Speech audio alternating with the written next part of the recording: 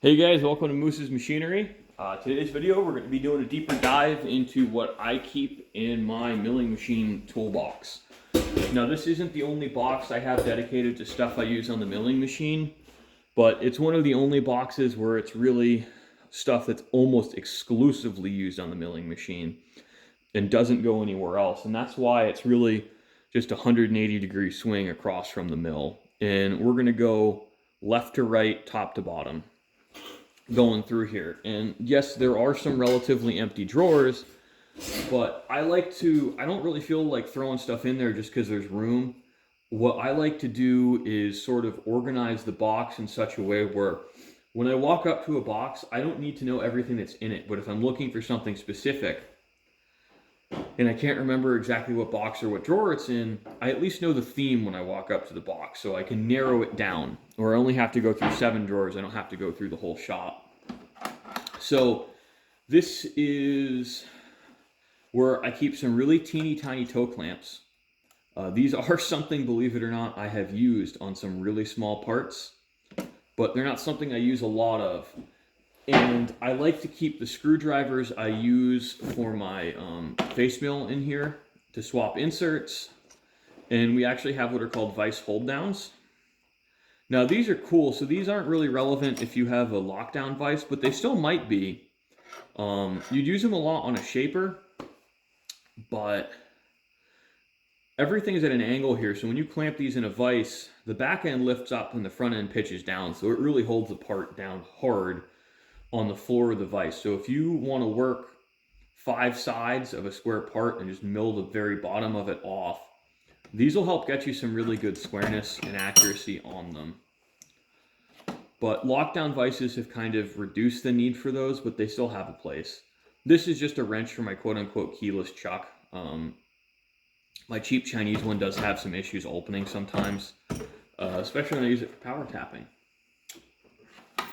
Now this is my tapping drawer where I keep tap wrenches and center drills in a tap follower. So I don't do oodles and oodles of tapping on the mill, and I do use some of this stuff by hand, but the way my workbench is laid out, this stuff will get used right in front of this box here. And it's good to have a lot of different size center drills. Now, you can use these as a spot drill because this tippy tip here is 118 degrees. So as long as you don't try and actually bury it and center up off the 60-degree cone, they work great as spot drills. It's easier to see on these big ones. And I keep center drills in all of my cutting tool boxes because they're something I do use a lot of.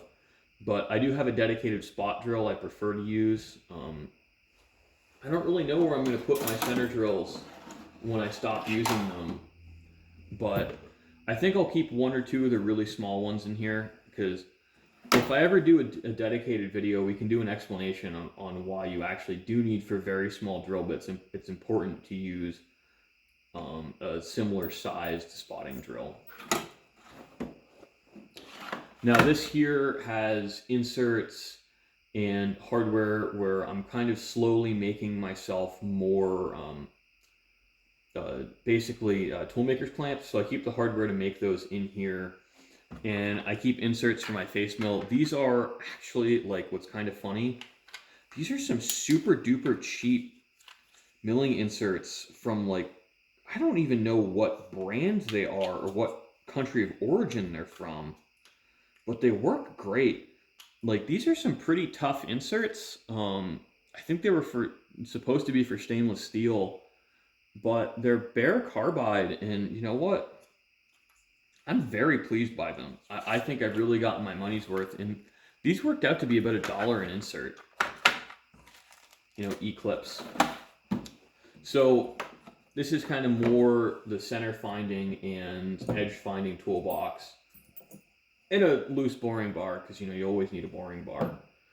And once you learn how to use them, they're pretty exciting bars, actually, not to be snarky. But this is a really nice, quick center finder. You can use it on square and round stock. It's not perfect because it does require you basically splitting and centering that thick black line with the thin one, but works great. So this is a Starrett Wiggler. when this is getting spun around, you can really, with a magnifying glass and some practice, this is great for finding center punch marks or scribe lines. Now this is another Starrett wiggler. This one's set up for use as an edge finder. It's a pretty accurate edge finder. These usually repeat to within 1.5 thousandths of an inch, so not ideal. I think supposedly the smaller balls are more accurate, but I'm not sure. So this is my more accurate edge finder. This one works really well. This one will repeat to within like 7 or 8 10,000ths of an inch pretty consistently. There is a limit to an edge finder. There's the whole, you can use an indicator to find center line on a mill, and then as soon as, and do some offset math for it. But I prefer this style of edge and center finder, because for the level of precision I work to, they're more than adequate. Now, these are headspace gauges. I haven't really found a better place to put my headspace gauges for gun work, because I don't want to put them by the lathe, even though that's one of the places I use them. But I want access to them more readily. So this was a compromised location where I will check headspace on this bench here for a lot of stuff, but I mostly use them for chambering on the lathe. And you'll notice that a lot, where a lot of locations for things is a compromised thing, where it's just a shorter walk from the other side of the shop if I put them here, due to how cluttered my back end, where the torch, my air compressor, and my shop press are. Now this is really, like, this is my end mill and boring bar drawer for the mill. I do have a couple of really micro chuck keys that are just hilariously small.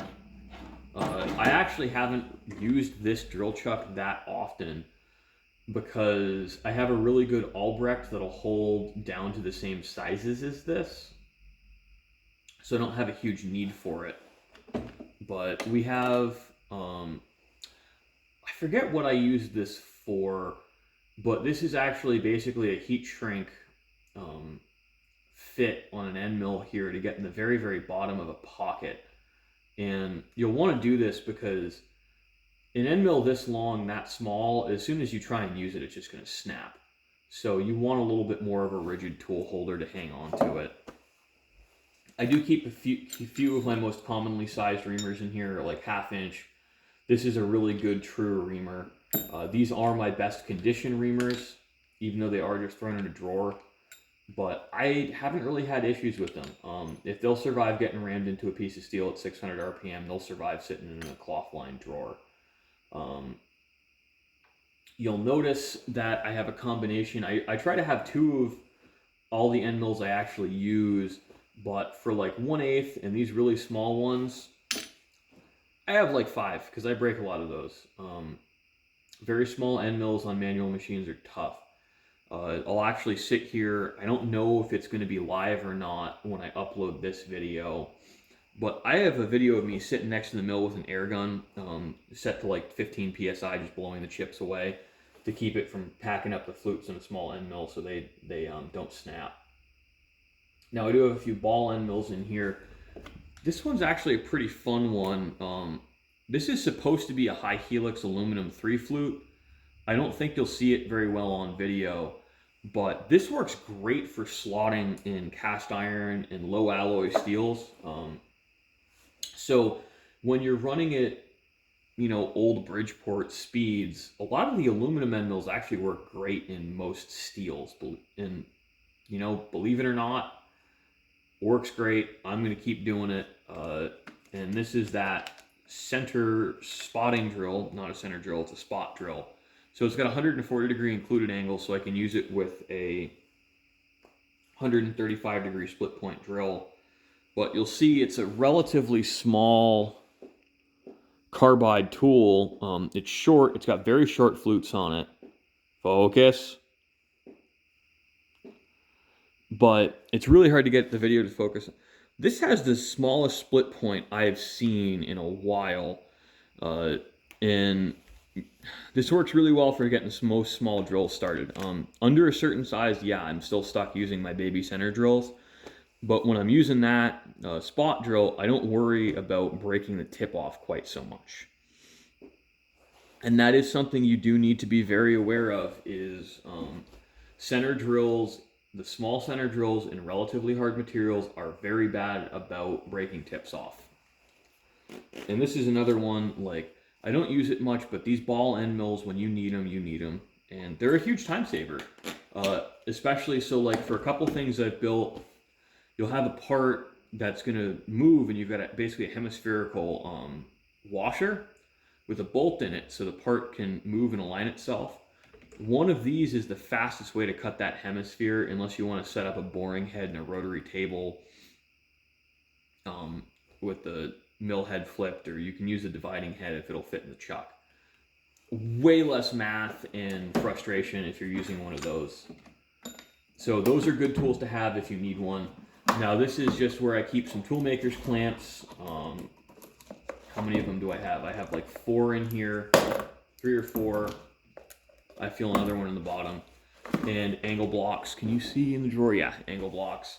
These are really good for quickly setting up a rough angle on a vise, or actually if you need the compound set to a perfect angle, I can hold my 30-degree one on the front of the compound and I'll have an indicator on the, it's easier if I just show it, but you can use those to indicate in a 30-degree angle very quickly. In this bottom drawer, I hope you can see it. I'm gonna have to move the camera. These are just parallels for the milling machine. These are China eBay specials. And you know what? They work. They're pretty parallel. I don't feel the need to regrind them. These at worst are off 2/10, and I think these are at worst off about 3/10. So sufficiently accurate for milling machine use. I'm not going to sit here and say you can't get better parallels, but you know what? They're great. They work and they do exactly what you need. And one tool to keep handy for any purpose really is this deburring tool here. This isn't even a Noga, but it's just a cheapo rotary head one because frankly I lose these a lot. I have trouble keeping track of them. So it works, and that's just what I keep in my milling machine toolbox. We're going to do all 3 of these Kennedy boxes, and depending on how these 3 videos go, we'll go through all the boxes in the shop. But I think these are probably, they're small, there's not a lot to go through. This is going to be a sub 15-minute video, so we're not going to be too boring. And you know what? It'll just be fun. Oh, actually, you know what? I did forget a couple of things on top. So I do like to keep my tap drill size up here. This is another one of those decimal equivalents and machine screw tap sizes. Really useful, but I hate to say it, I love this thing because it's just like a slide rule. So we have all of our screw specs here. Sorry, I'll move it. I'm not looking through the camera, so I apologize, but I have all my screw specs here for my most commonly sized machine screws. So, and you also can turn around on the back, and this is pretty cool. It has, you know, recommended torque specs, and this is for all like grade 8 stuff. But, you know, and then it has like minimum usable length. This is just like, this is a super useful screw tool. It doesn't have all the sizes on it, but it has all of my most commonly used sizes on it. And actually, what's this? So this is a funny one. This is just an AK trigger guard. I don't have a better place to put it. And I think it's really funny to have around because people are just like, what the heck is that? So thanks for watching, guys. I hope you enjoyed. And, you know, drop a comment if you want to see more of this stuff. And if there's anything you see in these videos that you want to see a deeper dive on, leave a comment. I try to read most or all of them, except for the really nasty ones. But, you know, the viewer feedback's really important to improving this channel and growing and focusing on content that you guys are interested in as well. So thanks for watching, guys.